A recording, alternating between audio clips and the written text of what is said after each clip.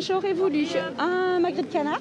Ce sont les stars du jour. Figo foie gras, confits remplissent les étals de la halle Brassens et devant les vitrines, les amateurs de gras ne s'y trompent pas. Et j'aimerais un morceau de poulet farci. On prépare les fêtes, donc on achète les bons produits locaux, le foie gras en l'occurrence. Dans la halle, 25 producteurs et commerçants, des professionnels heureux, ils retrouvent leurs clients après des foires grasses 2020 contrariées par la Covid. On revoit nos clients, ouais, on revoit des gens. On voit des gens qu'on n'a pas vus l'année dernière.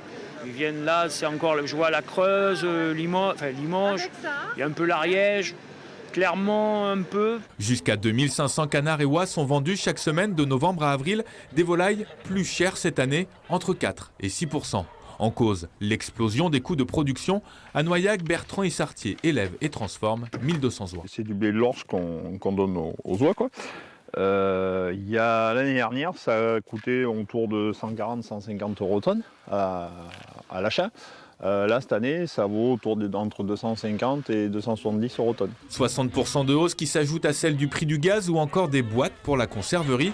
Et pour bon nombre d'éleveurs, une production en baisse. Pour lutter contre la grippe aviaire, les animaux sont confinés. Le fait de confiner, il va falloir qu'on baisse le nombre d'oies ou de canards au mètre carré dans les bâtiments. Donc, du coup, il y aura moins de production. Donc un manque de marchandises qui va Donc un manque de marchandises qui va se concrétiser sur les mois de janvier, février, mars. Alors si vous n'avez pas fait le plein de gras aujourd'hui, pas de panique, encore 5 foires grasses sont au programme. Prochain rendez-vous le 4 décembre.